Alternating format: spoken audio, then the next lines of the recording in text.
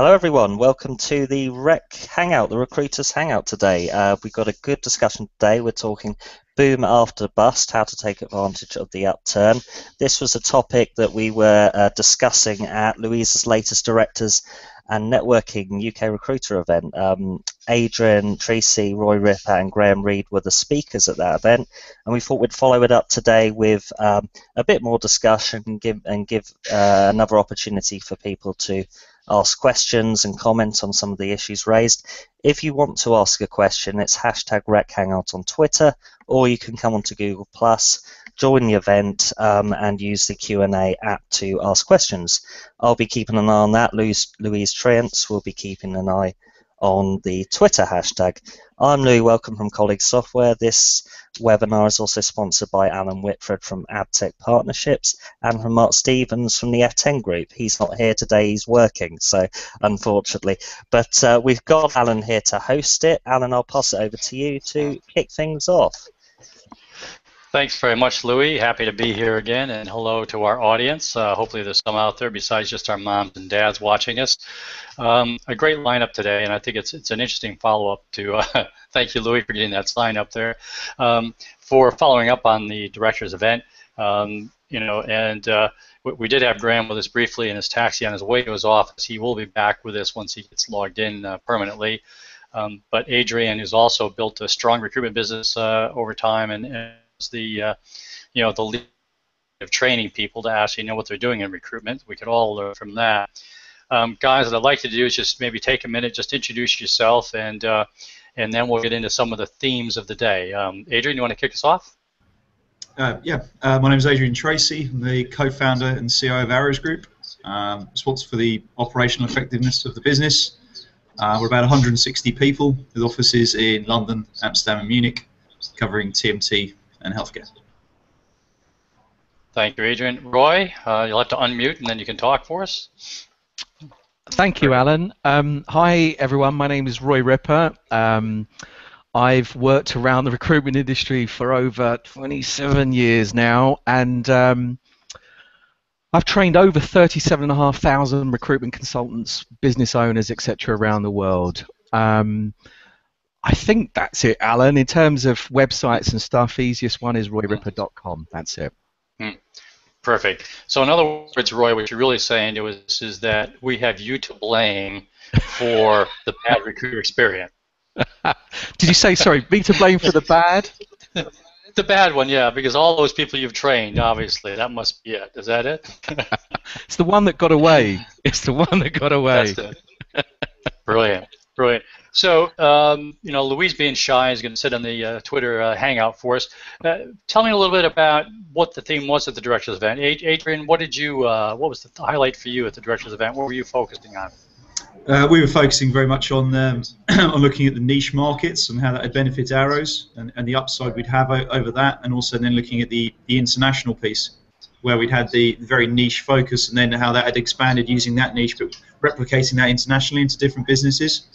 But while doing that, also understanding that different international markets have a cultural approach from an office perspective. So we were very much focusing around the Arrows Group EVP, our employee value proposition, and looking at how that works, as well as having all the strategy, making sure you've got the right team in place and the plan. So where do you sit on this overriding thing that we talked a bit about, which is boom or bust? Is recruitment coming back into a boom time?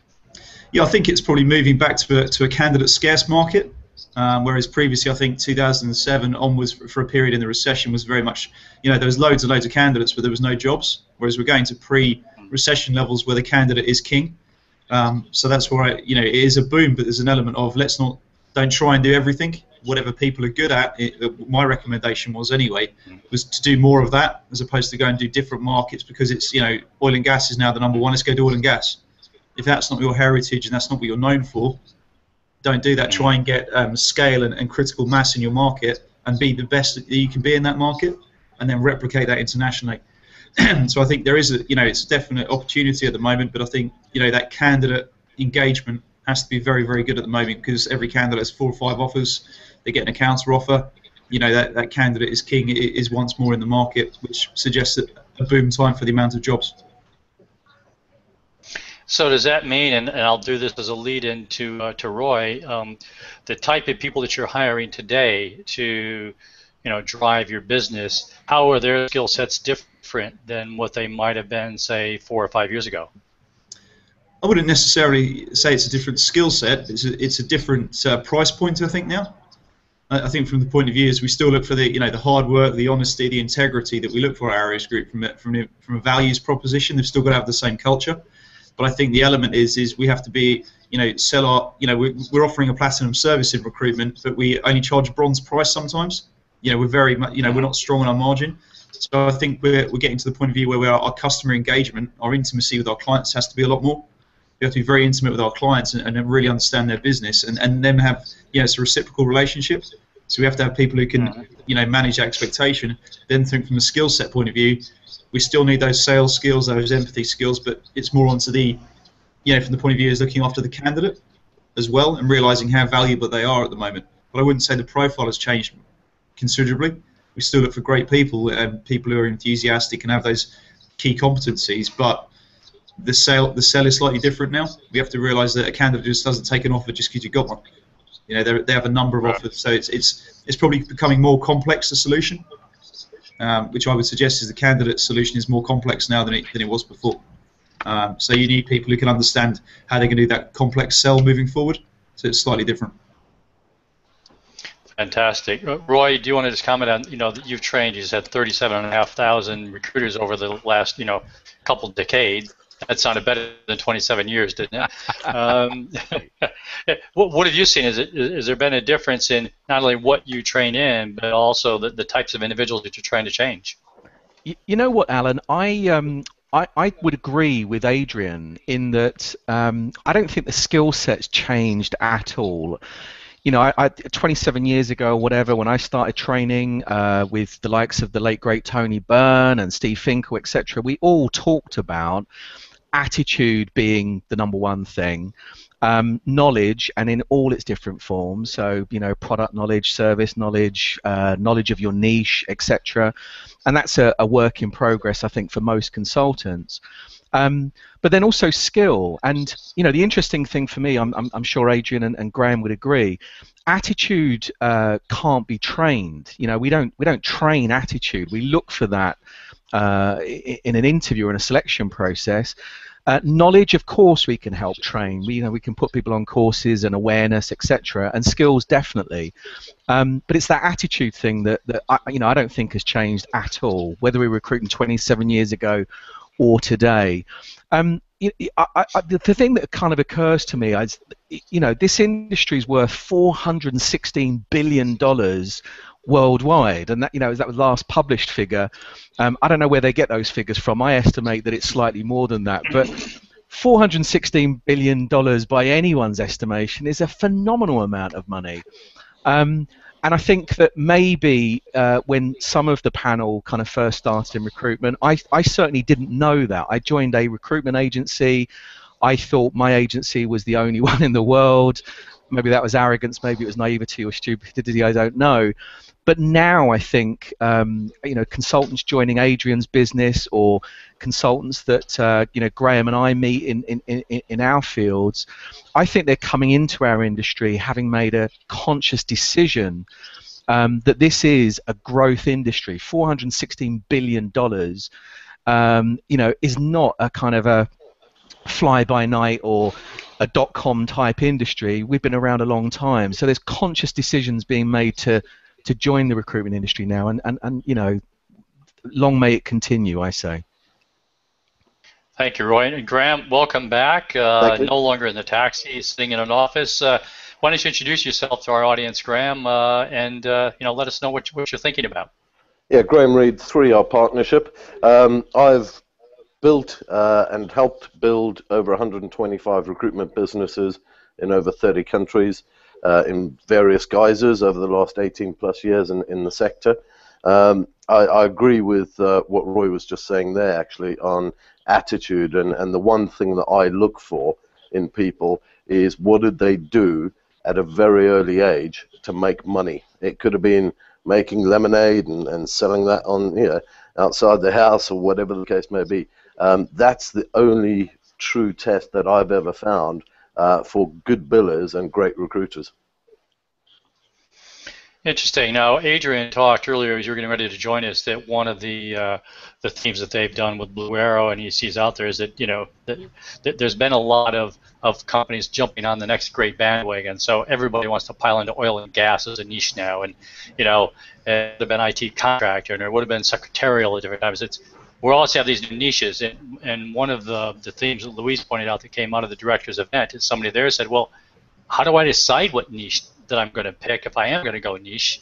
Do I need to go hire someone that's expert in that first, or can I just decide, oh, you know what, I'm now going to recruit in oil and gas, for example? Adrian, you want to try that first, then we'll flip over to Graeme. I'll give it a go. I think you've got to go and ask your customers. What's your customer perception of what you are or what you do? I know we have clients at Arrows who see us as a very specific Java recruiter, whereas actually we do a whole plethora of technology. If you go and speak to your customers, if you're the owner or the MD or whatever it is, go and speak to your customers and ask them what they perceive you to be the best at. And when they pick up the phone and call you, what do they call you for? And they probably, that'll build up a picture of what you are actually a specialist at or what you're considered to be, and try and build on that reputation. I think if you ask your customers is where you start. I think you can go and hire an oil and gas guy or an oil and gas person if you want to do oil and gas. Of course you can. But, you're going to invest a lot of money and a lot of time to try and build up any different market that you don't know and you don't understand. I think that's your risk. But as a business, if you've got deep pockets, you can go and do that. But from as Arrows Group, we've grown very organically. We haven't had maybe as deeper pockets as some to do that kind of thing. And there's also an element there's some great players in these markets who've been doing it for years. So you're really on a very steep learning curve. So it depends. I would always say talk to your customers. They'll tell you where your niche is, and it might be a bit of an eye opener about what you're considered to be the best at. Graeme, your most recent, company that people of our audience might recognize was Antel. Grew across a lot of different sectors and a lot of different regions. Was that sort of approach? If you wanted to move into Russia or a place, did you think I need a regional expert, or do we not even think of geographies as niches now? Yeah, we did it slightly differently. We did geography as a niche, and you could be generalist as we were, because we were dominant in those locations. So Russia, Poland, China, we were the #1 international recruitment business there as Antel International. Today, I could never start up again and as a generalist in any of those countries, because you're first at the post there. So I would say if you were looking to be niche, find a sector that you like. Because if you're not captivated by it, or if your people aren't captivated by it, then you shouldn't really be there.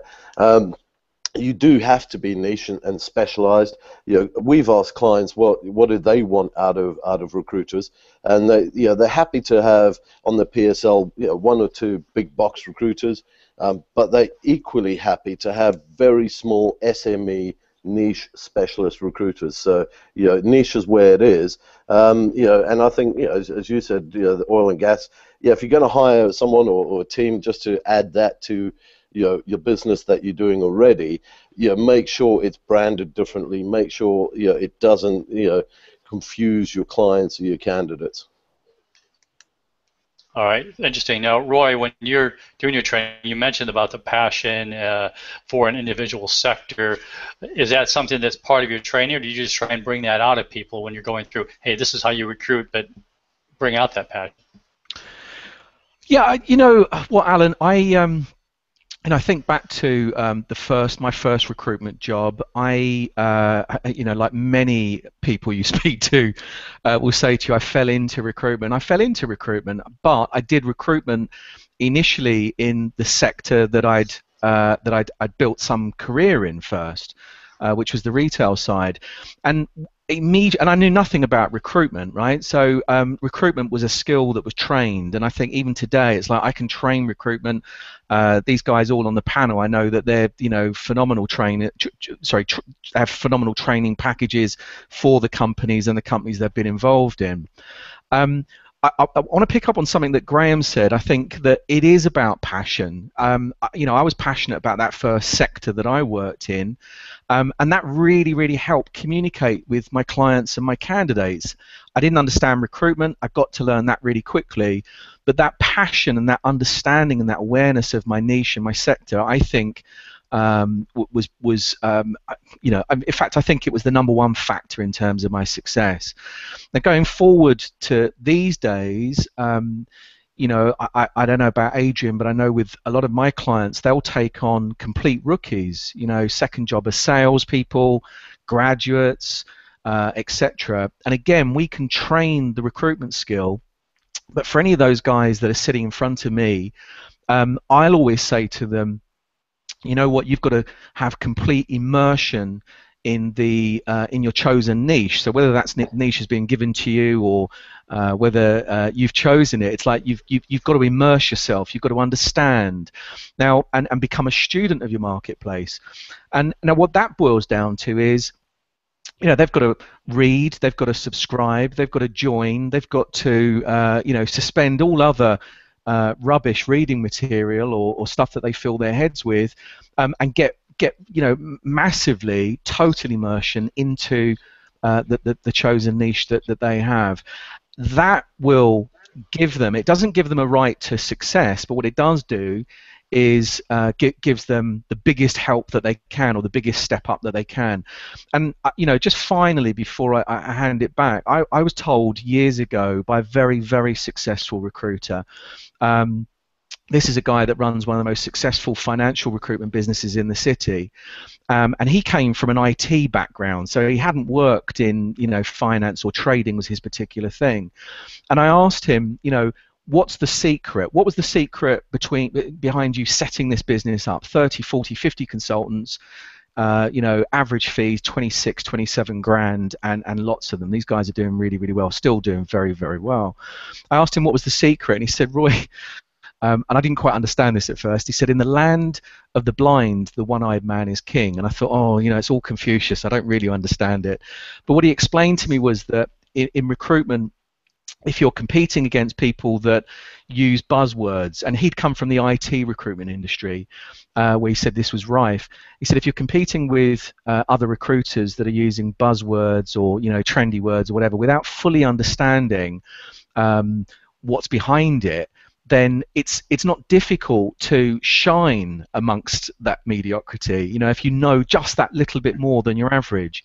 Now, I would say average isn't good enough, just that little bit more isn't good enough anymore. I think, you know, I think Graeme mentioned earlier on, I think specialism is the name of the game. I also believe that, you know, one of the themes on my presentation at the UK Recruiter event was that it's the age of the SME. You know, I do truly believe that it's a level playing ground now, and that smaller, medium-sized, and growing recruitment businesses are able to take on the nationals and the internationals in a way that we were never able to do. You know, even as far back as 5 years ago, we were never able to do. It was dictated by the size of our, you know, our budgets, our advertising budgets, our training budgets, our recruiting budgets. I think now with technology, tools, etc., I think it's definitely boom after bust, and I'm really pleased that I'm still here. Well, and I appreciate what you said about the initial passion. I started in recruitment in IT. I walked into a recruitment company. They said, "You seem a semi-bright chap. How'd you like to be a recruiter?" And I was given a legal pad, wrote down all the IBM operating systems, the IBM computers, the databases, figured out the relationships, and then the woman said, go study that for 2 days, and when you really know how this stuff works and fits together, come in. I didn't know anything about recruitment, about IT before that, other than, well, I did know how to use punch cards, but that really dates me. But I think you're right about that total immersion and it to have worked. Adrian, this theme that Roy's talking about, maybe the SME or the smaller companies might have the chance to be a bit more nimble or reach more. You've built a larger company, but is part of your concept, though, that it's small companies within the larger company in terms of how you invest in your streams? Yeah, very much so. But I think you got to be niche, and you're either that 360 recruiter or the account management area. which I think is what we're looking at. And I think when we're talking about niche, we're talking about really specific niches. And I think they will get, as Graeme mentioned, they get around the PSLs. You know, PSL is breakable because a PSL, by the nature of it, is a commercial, financial system usually. So what you're looking at is a very targeted niche, that, that sharp kind of sword to get you through the door, that gets you in there, and then you can expand. And that's how, as an SME, you get in there with that sharp niche against the larger recruiters who don't have that skill set, who don't have the guy who works that very specific market. You get in there with that, and then you open up your opportunities because you deliver the service, and then that gives you that opportunity, as Roy said, to gain market share as an SME. But yeah, that's very much the the strategy we've always had in every market. But we very much drill down on a 360 person who's finding the candidate and then doing the business development. They have to be very particular about what they're doing, because otherwise you can't have the value, because you won't be able to compete against the internal recruiter, the LinkedIn, or the big the bigger players in the world. But you have to be very specific around your market. But in regards to market, I agree with the guys. You've got to learn your market. But I don't know if when I started doing recruitment, I had a massive passion for IT. But I definitely have passion for earning some money and the paycheck. And I knew I had to learn a bit about IT to get it. So that would be my only observation. Yeah. So Graeme, I mean, some of the businesses you build have been small ones. Some have grown to be quite large. Is right that our new model now that we're in back into sort of a boom period is that about the small, nimble, and I guess small in recruitment terms is what, less than 25 recruiters, businesses that can really go out and grab that business, and the bigger guys will be a bit slower to turn? Definitely, I think the big guys will be slower to turn around because they are like huge tanks. If you look at the number of startups in the UK alone from January to now, I think it's over 1,400 recruitment businesses have started up this year, which is fantastic for our sector. And each and all of those are niche specialists, and there's no issue being small and nimble. I think it's an advantage at the moment. And from the M&A perspective, I know that there are companies out there looking to acquire businesses at the SME sector. About 250k, 400k profit level. They're looking at deal sizes from $1 million upwards. So that allows, and we haven't seen that before for a lot of the SMEs. It was always big companies going for an IPO or something like that, or a strategic alliance, etc. But I think what we're seeing now is, as Roy said, this is the decade of the SMEs. And if you look at the States, most of the recruiters out there, bar for probably 4 or 5, are small niche businesses. There might be, as Arrows, a business within a business, a niche within a niche, and that's a perfect way to tackle the market as well. So let's think about this boom bust thing that we've talked about. We're feeling relatively comfortable that the economy has turned, or is still turning in the right direction. A lot of the recruitment industry we saw really get pared back over the last years. We've lost a lot of businesses. It's great, as you said, that how many more are starting up again. But those that lost business and reformed themselves, and in theory slimmed down their process, slimmed down their cost base, got themselves ready to compete, is there a danger that those owner-operators might, hey, gravy train is back, and get back into those excesses of hiring too many people, buying too many cars, spending too much on this, and maybe not really being ready for where we are in this new millennia? Graeme? I would say there is that danger. I've been guilty of it myself in the past, of just hiring really fantastic people, but on equally fantastic salaries. I'd caution people against that.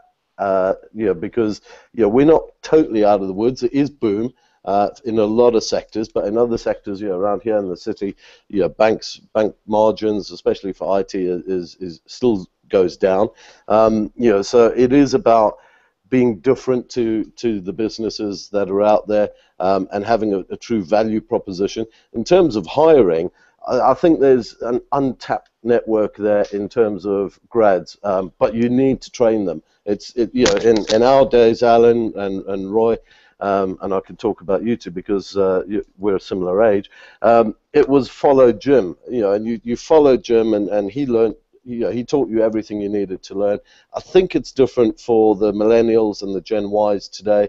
They do need some training, and come on, these are the people who are going to be representing your brand to your clients and candidates. So you've got to train them. You've got to invest in the people there. All right. Now, I know Roy is itching to get into that, but I'm going to go to Adrian first, because Adrian, you got a point there about, yes, we have a shortage for good recruiters. Do we just create them all from these new grads and, sit outside college when they come out and just from there, or is there another methodology to this? I think it's I think it's a dangerous road to go down if you say you only take graduates on, or you talk about graduates. We tend to call them rookies rather than graduates, because I've had God knows how many graduates over the last 11 years that have worked for me. Some have been absolutely brilliant, and some have been absolutely useless. So I wouldn't term a graduate as a massive tick box for working, because I had some guys who've had very little education. In fact, I had one young guy who started for me as an apprentice at 17. He's now 22, works in the firm, and he's one of our best billers ever. He's got, I think, barely a GCSE to his name. So I wouldn't say it's necessarily being a graduate, but I think there is a shortage of recruitment consultants out there. So I think you have to have a two-pronged attack. You have to make sure that the guys you have, you look after them. It's got to be that EVP. What do they get? What do we get? That's got to be an equal footing. What do they get when they come to work? Do we give them all the tools? And so on and so forth. But there is a shortage. So I don't think you just look at rookies. I think you look at experience. You look at other salespeople, ex-sports professionals, ex-forces is a great recruiting ground. But you've got to retain the staff you've got, because there's always going to be a headhunter offering them more money. But if they're bought into the brand, bought into the culture, the retention, I think, is one of our biggest issues at the moment. We lost that generation who'd be coming through now with 3-4 years experience that have kind of left the market. So yes, you'd have to train your own. You'll pick up other people along the way. But I think the big thing, getting the training right, but you've got to make sure that they, when your asset walks out the door at night, it's got a reason to come back next morning. Well, Roy, do you see this change in mixture and the training you've done now, say 10 years ago, of people coming from those other industries like sport and industry, other industries, and certainly forces? I think it's a massively untapped resource. But are you seeing that mixture change in your training classes? Yeah, something, Alan. I agree with Adrian. I think it's not all about graduates, and as a non-graduate myself, I banged that drum, Adrian, for many years. I think it goes back to that thing of attitude. Knowledge that we can train, and actually under attitude there's so many other things. Graeme touched on them: ambition, determination, ego, empathy, all of these different things that are around that one subject area. I agree with Adrian that I think 27 years ago, there was a sausage factory kind of mentality to bringing recruiters into a business. It's like, bring them in, make your money, don't make your money, out the door. Make your money, keep them there as long as you can. People mess with your commission structure, and then they end up leaving you and setting up recruitment businesses.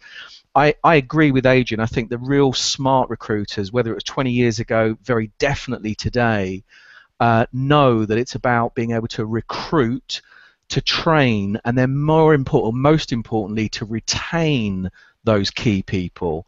I think those elements haven't always been most prevalent. We've been good at recruiting but not necessarily good at training, or we've been good at training but not keeping them. I think the success of recruitment businesses going forward, whether you're an SME or whether you're a larger business, an international conglomerate, I think the real skill is going to be about balancing those three areas: recruiting, training, and retaining, most importantly. Brilliant, thank you. I'm just going to do a quick reset for our audience. Hi everybody, this is Alan Whitford bringing you live the Google Hangout, sponsored by UK recruiter Louise Triance, colleague software with Louis Welcomme, and F10 Group with Mark Stevens, who's actually off on a client site today and hasn't joined us. We have three brilliant speakers from the industry with Graeme Read, Adrian Treacy, and Roy Ripper, who've got between us, well, we've got over a century of experience between us guys, don't we? Which is a slightly scary thought. Actually, that may just be you and me, Graeme, having that much experience. We're talking about what we've come out of, the boom and the bust, and hopefully a boom period in recruitment now. We're following on from some of the discussions that UK Recruiters Directors event had a couple days ago. We have had a from one of our audience, and I'm not sure this is one you guys are going to be able to help us answer. In the face of global talent shortages, how will recruiters address skill shortages and maximize the results? Graeme, can we actually create new engineers as recruitment industry? Where do we sit in this? Can we actually even help global talent shortages? I think we can, because there's always going to be a mismatch in where the talent is and where people need it. I was very, very encouraged with a client of mine, a recruitment business that I'm helping at the moment. They're actually training people in hospitality. They've got a fully functional kitchen there, and so they're testing people and training chefs. They're doing the same on a bar side. They've got a bar in their offices, and that's to test. Can they do silver service? Can they do the waitering, etc. And I thought that is something that a lot of recruitment companies, I've never seen it done before. Certainly not seen it done before in the hospitality sector. But I do think there's a lot more that we can do, and we've got to look at what are we adding in terms of value to clients. If we're just out there finding a lot of CVs, well, there's resources out there who can do that. A lot of them are quicker and cheaper than a lot of people could be. They're probably offshore. So I would look at what can you do to upskill some of you candidates. I know some of the IT recruitment group are doing that. They're actually asking the client for some funding to help upskill some of the candidates that they've got. In terms of a shortage for recruiters, yes, there is. There's a critical shortage now. As a non-grad myself, I'm looking for attitude first, and then the rest follows. But I do think if you look at the international market, then there will be pockets where, take Spain, for example, where there's great engineers there that are now being used in Crossrail and things like that, because they haven't got the opportunities where they are at home.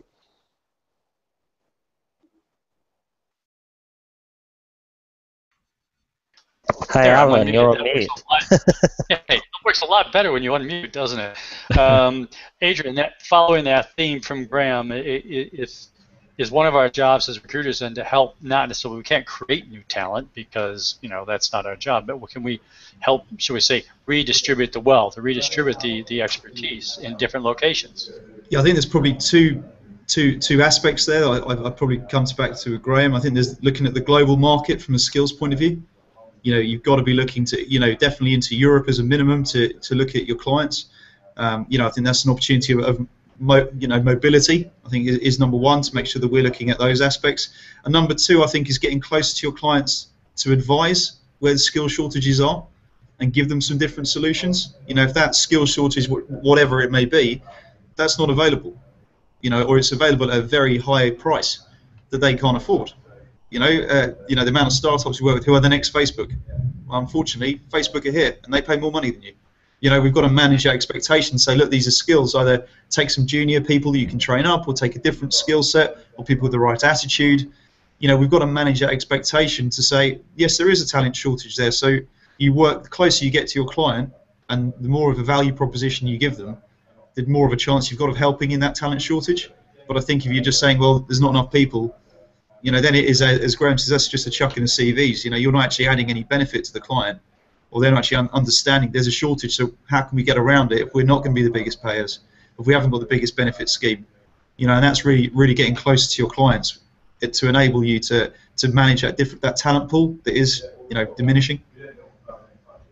So where do we fit in with this then? With there's been a big move over the last 2 to 3 years of companies finally, and I say finally because I've been on that soapbox for 15 years, finally starting to build a reasonable in-house recruitment function of actually trying to get properly skilled recruiters in their business, people who can understand some direct sourcing.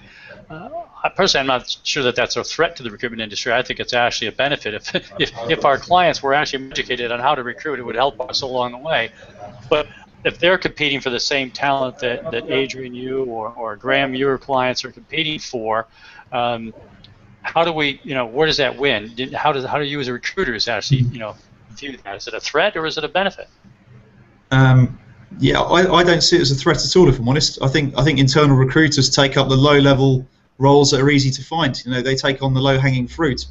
I think if you're going to charge your client £10,000 to £20,000 for a replacement, I don't think you can get away with it like you did maybe 10, 15 years ago for doing a low-level job that you found on a job serve advert and you got 3 responses and did a deal.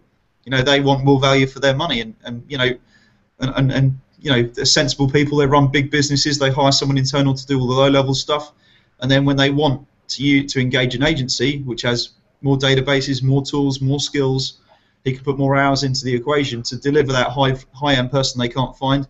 That's when they engage us. I don't see it as a threat. I think it's almost complementary. I think it means that recruiters don't go off on strange and different tangents. I think they focus on what they do, because if they don't focus on what they do, they won't be able to find those people that the internal recruiter can't. You know, it almost sharpens us up as an industry, I think. Roy, when you're doing a lot of your training, we think about you as training the recruitment agency guys. Are you training in-house recruiters as well? I have done, Alan. You know, I don't proactively go after that. It's interesting. A lot of recruitment businesses ask me to go and train their clients, or their clients ask them, who do you use? I think one of the most interesting gigs I ever had, just very, very quickly, was I had the HR team of a fairly large finance company approached me and said, look, we want you to teach us how to interview. And I was a little bit shocked, and I said, so you're, you know, human resources. There was a HR director, HR manager, and a team of about 10 human resources people, all CIPD qualified. I said, look, you guys, you know, you go to school to learn interviewing. And I said, what is it about interviewing? They said, we want to know how to interview salespeople because we don't like them, and one of the problems is we can't get past the prejudice. I said, okay, well, I'll do that with you. I'm with Adrian. You know, I don't think, and having seen many actually of these internal recruiting departments, I've never seen them as a threat. I think in many ways, Alan, your statement, if their awareness of how difficult or how challenging quality recruitment is, if by doing it, it gives them a greater appreciation of the niche specialisms that Adrian's talked about, I'm all for that. I think recruitment consultants that fish in the same area as these internal recruiting departments, that lower level. So, you know, think about, I know, the feeding area where loads of sharks get involved. So that's a really bloody mess. The real smart recruiters, whether that was 20 years ago or definitely the ones today, they go out to the blue ocean. You know, it's like, I don't want to be fishing where all the sharks are. I want to be fishing where there's no one else. And generally, you know, the best of our niche operators are able to do that. They're not heavily reliant on LinkedIn, you know, to be able to surface candidates. They're not heavily reliant on job board advertising, etc. They just see those things as additional tools. That you know, the niche guys know exactly who they need to talk to, and they go and approach those people. So, like Adrian, I don't think good recruiters fear internal recruiting teams. If anything, it kind of helps us, I think, push margins up on the more specialized positions. And Graeme, and I might turn it around a little bit too, as we've talked a lot. You know, I do a lot of work with companies on their EVP and then, you know, the resourcing department and getting things right and the whole candidate experience thing. But what I point out to a lot of my corporate clients is, you know, this is a two-way street. The recruitment consultant not representing our brand properly, and that can affect us. But at the same time, if the in-house recruiter gets it wrong, it's affecting the recruitment agency's EVP. And because the candidate comes to you first, right? You are client in their eyes. Is that right? Yeah, it is. I mean, I've had complaints from candidates in the past where, you know, they'd been overlooked by internal recruiters and RPOs. And, you know, what we do is different. We look at the candidates. We find out what their motivations are, and what are they really good at. So it might not come across on a CV. And, you know, let's face it, you know, I don't think there's a threat between, you know, internal recruiters and, to a large extent, RPOs.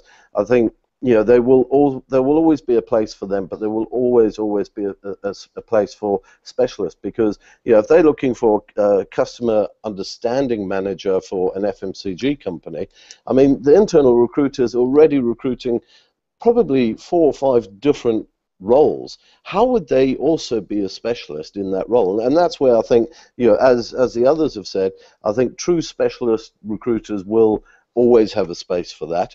But yes, you're right, Alan.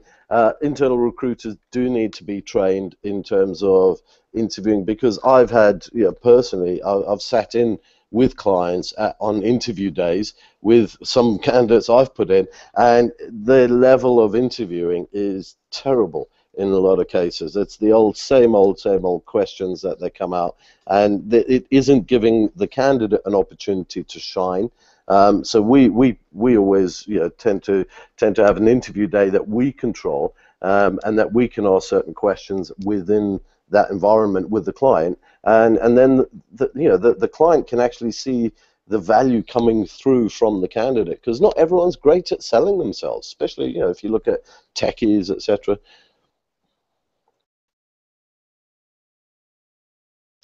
Well, and in that selling themselves theme, then, Graeme, and I guess one thing for all three of you is, one thing that has changed is our tools.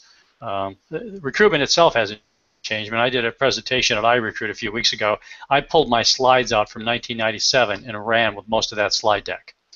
And most of the people in the audience were going, yeah, that's still true. That's still how we work. So recruitment, for one, this hasn't changed a great deal in the corporates. But what has changed is our tools and our communications channels that we have with candidates, and also the candidates' ability to, one, get really ticked off because they don't hear from us, because everything else in their candidate's life, communication is instantaneous. And then we get to recruitment. And it's like the world's largest black hole. I mean, the entire Star Trek universe is into this black hole. There is no communication. In some recruitment companies I've talked to at events in the past, I said, oh, I don't have the time to contact and keep all those candidates in the loop. To me, that feels like copping out, and I think that's one area. As someone in our stream said, well, and Adrian, I think you even said yourself, look at us, how your candidates and clients look at you. Well, if we don't do that communication well, with all of our candidates, good, bad, or indifferent, isn't that also bringing, to use one of those phrases from sport, bringing the game into disrepute? I just think it's so short-termist if you don't look after your candidates when you turn them down for an interview, or when you reject them. I just think it's, I think it's stupidity. I think it's getting outside and burning £50 notes. That candidate's going to end up somewhere else. And then to sit around on a Monday morning meeting with their team and go, what's your recruitment guy? What's your recruitment guy like? And the guys that turn around and go, well, they didn't get me a job, but they were really good. It was a really good experience. Have we got some jobs here? They'd recommend you. We train our guys that every single candidate is that's your small agency. So if they've got 50, 100 gold candidates they look after as a pool, those guys are out. And if they've got that, that intimacy, that relationship with them, they're going to go and help you do your business. It's a smart way of doing recruitment. If you blow out loads of people, there's only a certain size of market you'll be able to do. So I would encourage people not to do that. We've all got to up our standards in that department, because you hear some shocking stories. You've got to look after all those people, because otherwise you're having to do twice as much work with the same revenue instead of just putting a little bit of customer service in there. And you'll do twice as well. Graeme, do you see that as one of the challenges? You're working with a lot of emerging businesses. Adrian said, hey, we really got to take care of each one of those candidates, or is it more cannon fodder and they're just a commodity? Well, the one sure way to commoditize your market is to do exactly that. I think, as Adrian says, you've got to look after your candidates. I'm still friends with a candidate I never placed. He was an HR director for Budweiser. I was never able to get a placement with his company in the UK, but he unlocked the rest of the world for me. And I've never placed him as a candidate, and he first came to me as a candidate from a different company. And when he moved to Budweiser, do you know what? He just followed me, kind of thing. So have those relationships. We always talk about having relationships with clients, but we've also got to look at the relationships with candidates, because that candidate will move somewhere, they will increase their skills, they will be a decision maker at some point.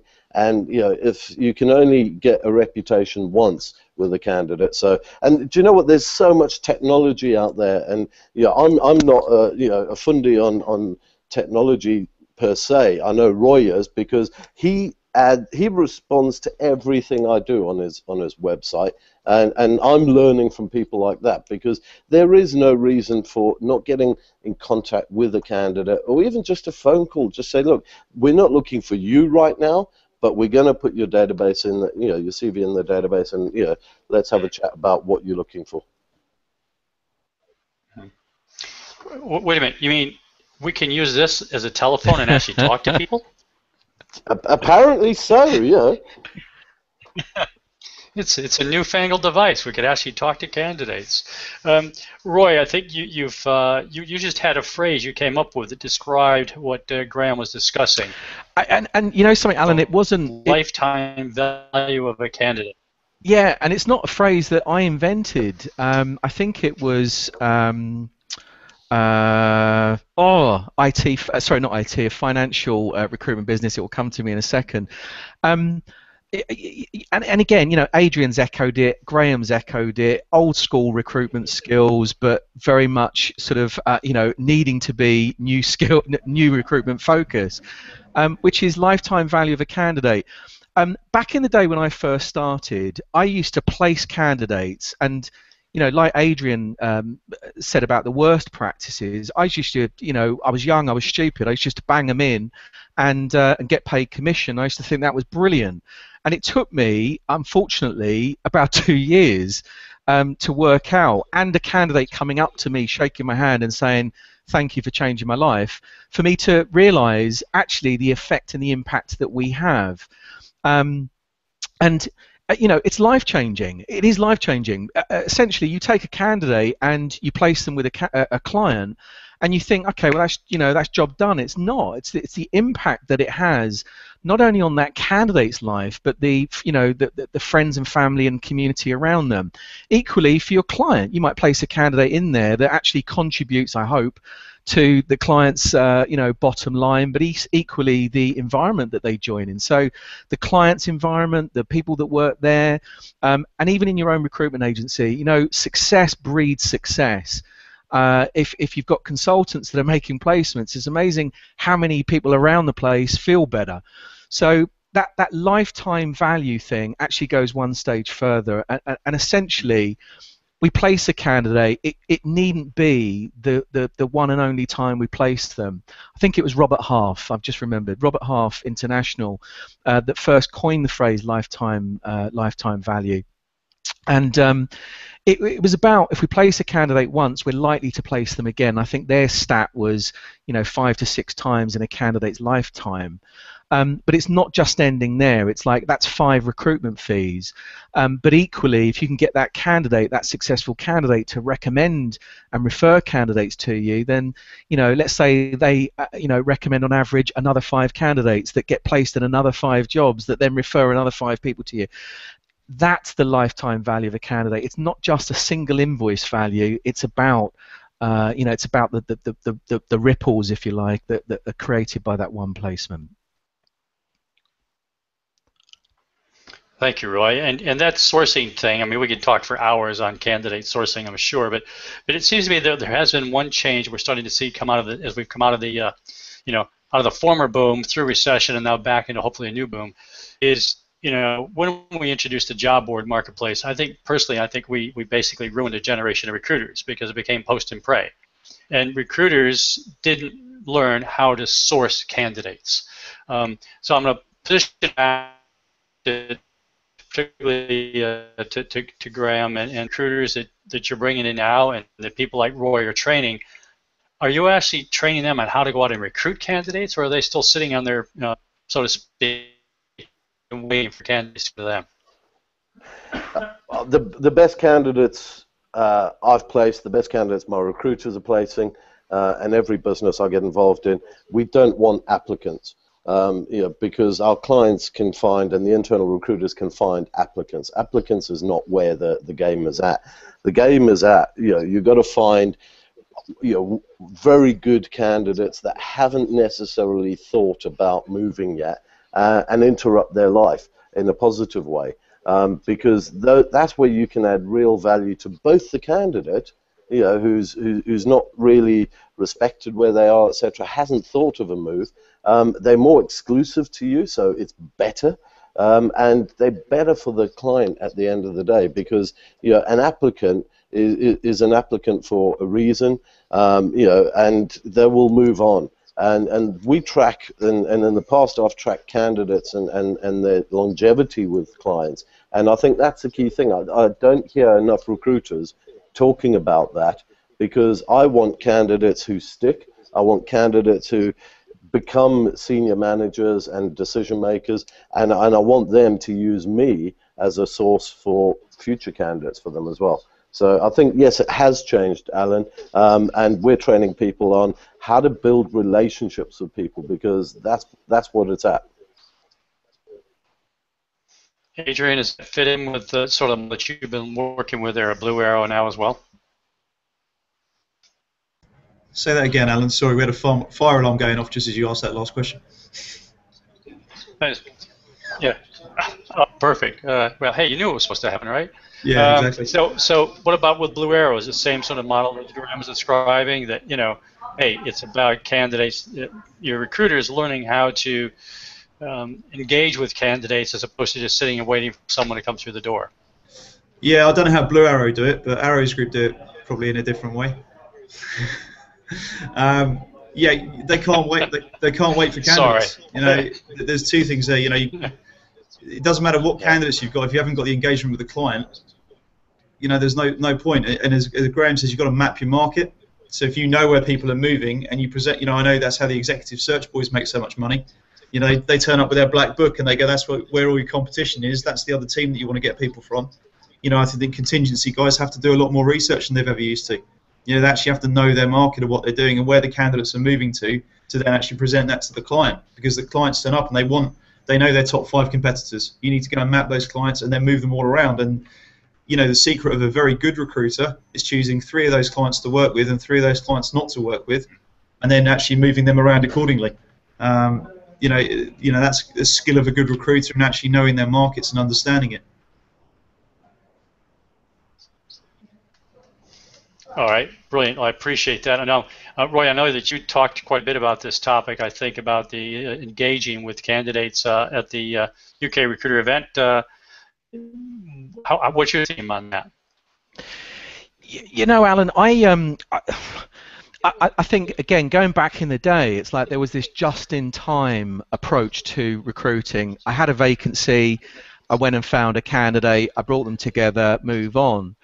I think the real specialist then, and I think the real specialist now, as Adrian just alluded to, are people that actually understand their niche. They map out their marketplace. They know who the players are. They know who the individuals at that players, working in those players are, so that when their client does talk to them, it's like they know instantly who to go to. The presentation that I did at the UK Recruiters event really kind of talked about, it's not enough just to stick up a job advert and hope that people respond and then we go to place them. The real skill is about identifying and starting a dialogue or starting a conversation with people working in your niche, superstars working within your niche. And in order to do that, we have to change the landscape of recruitment companies. It's not about just take from the industry, find great candidates, place them. It's about giving something back to our industry. It's about or to our niche. It's about putting information out there that's really relevant to both our candidates and our clients. So whether that's a white paper on, I don't know, the latest legislation that comes in, or if there's an issue that's facing, say, Adrian's market, putting something out there that people, a fair exchange, they may have to give their name or email address in order to get that information. But once we've got that information, entering into sensible dialogue with them. And what you're hoping for is these people aren't looking for jobs, and I think that's the realization. Not everyone in the world is looking for a job, but what we are looking to do is to identify hubs of information that we can go to that maybe will filter information down for us in a sea of massive information that's out there, and we look for individuals or companies that cut a path through that. And if I can identify that individual or that path and build a relationship with them, then when I am looking for a job, I know who I'm going to speak to, the person that's the authority in the market, the go-to person within that niche. And I think that's the key. And I think, again, I've seen some really smart recruiters, grab this by the horns and put fantastic information out there that 5-10 years ago they'd have charged money for as a consultant. They don't do that. They put it out there. They hope that people, it's got to be valuable. It can't be rubbish. They put it out there. They then enter into a dialogue with somebody, and then when the time's right, that person is thinking about about them as a possible partner, either as a client or as a candidate. Well, and I think that helps us discuss Ruth Winden, who's been contributing on Twitter, following along the whole time. She talks about the fact that a lot of her clients or senior clients are kind of ticked off that they're getting bombarded with recruiters who are just posting jobs on LinkedIn and then dragging stuff over to her. And I think, Adrian, you had a good answer to that. Hey, she should look pretty good compared to the rest of them if that's her biggest problem. So Ruth, thank you for that. Final quick reset. We're coming near the end of the today's Rec Hangout. We've had Graeme Read of 3R Partnership, Adrian Treacy of Blue Arrows Group, I'll get it right this time, and Roy Ripper of, I guess, Roy Ripper. Louise Triance and Louis Welcomme, our hosts, along with me, Alan Whitford. Guys, I'm going to turn to you for a final thought here in this boom or bust era now. Crystal ball time. Are we going to continue to improve and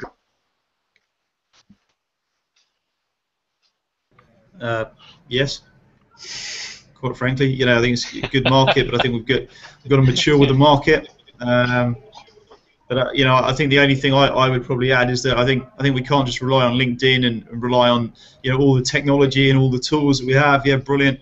I think we've got to make sure that we really focus skills-wise on really needs.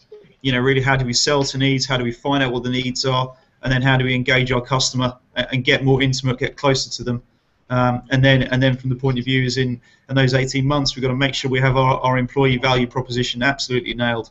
Because if we get the client and the engagement correct, we get the EVP correct, and we look after our candidates, then I think we can all do well as an industry. But we've got to be really focused on those three things moving forward. Brilliant, and thank you for your contribution today, Adrian. Graeme, how do you see that crystal ball working for you and for the industry right now? I see growth. I see a lot of growth. I do see another downturn coming, but that's about 7 years away. So don't worry. Let's build and let's grow. We are improving and we're learning from what's happened in the past. I really agree with Ruth, who posted the question in there. Don't turn LinkedIn into monster. It's a sure way to destroy your bottom line as a recruitment company. And I agree with what Adrian said there about engagement. You've got to engage with clients, you've got to engage with candidates, and you have to engage with your staff. Otherwise, they will leave. So if you've got that EVP out there for clients, candidates, and staff, then you're onto a winner. Brilliant. Thank you for your contribution. And right, in 7 years, Graeme, you and I better stop doing this stuff, right? Okay. It's too much fun, Alan. All right, Roy. I can't stop. Roy, how do you see that next sort of 12 to 18 months? Louis, if we're still doing this event in 7 years' time, we're both in a lot of trouble. Yeah. Roy, how do you see it coming up? Are you forecasting more growth? Massive more growth, Alan. I think the people that are far more intelligent than me talk about sort of 9% growth, or we've experienced 9% growth since last year. I'm someone who talks to recruitment businesses. I'm somebody who gets to find out about them recruiting recruiters. I think everyone on the panel today has talked about a shortage of recruiters and what do we do to, to bridge that gap. I know, I'm feeling it in my business, that there's a growth and a phenomenal growth that's coming. And for all of us on the panel that have been through this, we know that downturns, recessions, and upturns are all cyclical. So we're due some good ones. I'm really, really pleased that I'm still here, and it's like we're still doing this.